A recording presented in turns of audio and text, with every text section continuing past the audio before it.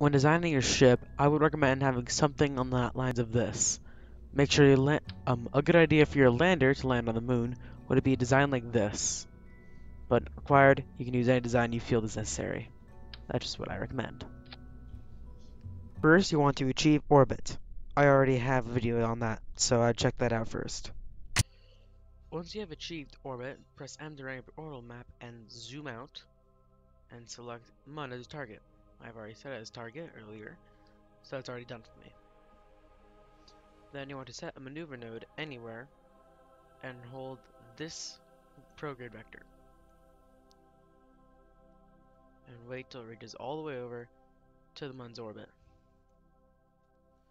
Now all you need to do is this, but if time is of essence, you can move the maneuver node to better suit you. And wait till something like that happens. If time is of the essence, you want this arrow to match with the other arrow, that arrow.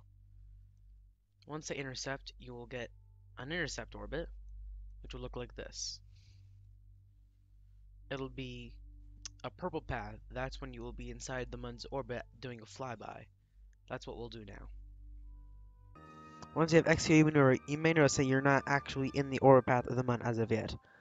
You may need to adjust your orbits a little bit more to get the perfect encounter. Like that. To get to the Mun counter, simply go to the blue orbit path and press the Mun, go to the Mun counter and press warp here. Once you have begun your flyby of the Mun, you'll notice that your blue path has changed to the Mun flyby. Now, I have my blue path so that it intercepts the orbit of the Mun, but this will usually not happen. To combat this, to get an intercept of the Mun, or an orbit, simply add a maneuver anywhere, and then use this blue marker to change where you're going to land. If your orbit's way out here, for example, simply move this blue marker until your periapsis goes away. This will make sure that you land on the Mun. When you're ready to make your landing, press surface to switch to surface mode and press retrograde so that you'll slow down in comparison to the speed you're going on the surface of the Mun, or any planet that you're trying to land on in general. Now warp so that you get close to the surface of the Mun.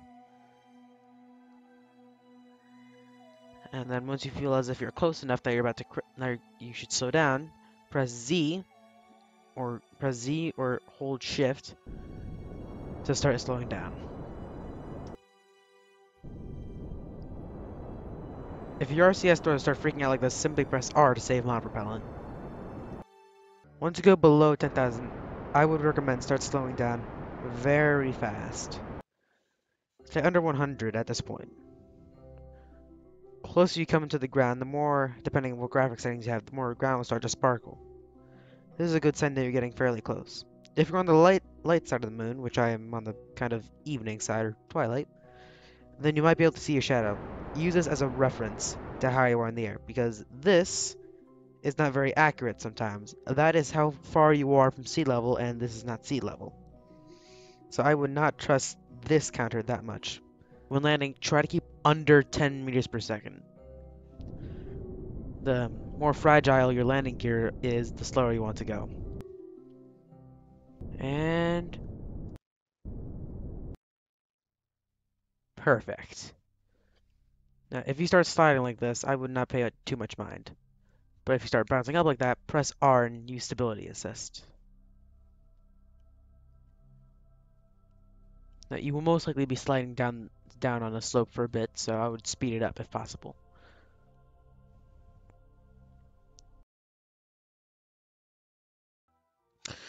Once you have landed safely and have stopped moving, you can begin your EVA procedures. And that is how you land on the Mun. I am the Survivor Guy. Please like and subscribe for more quick tutorials like this, and have a good time. See ya!